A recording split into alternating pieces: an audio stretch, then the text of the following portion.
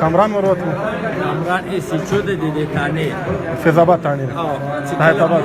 گرفتار شو نو وهل خو ځان نو سی وای وهل مسلمان کو چې دا حضور خبره نه دوی کوم خامخا چې رواني کړو نو بیا راځي چې ستا په لور باندې زمانه مونږ چې دا فیول ستا په لور باندې روزه ماته کوم شو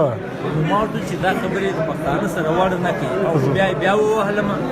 او بیا چې دوباره بیا وهلم بیا راځي چې ستا په لور باندې روزه ماته کوم الکه ګناه خو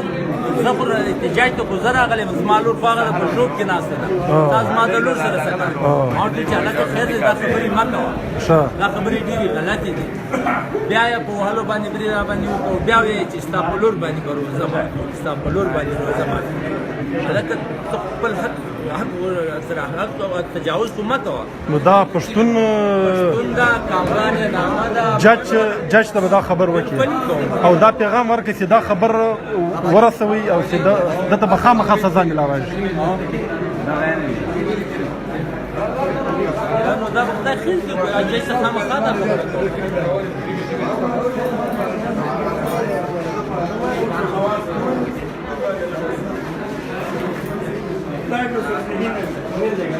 هغه ویډیو ورسوته هغه ویډیو چې هغه شیخو موبایل دی والا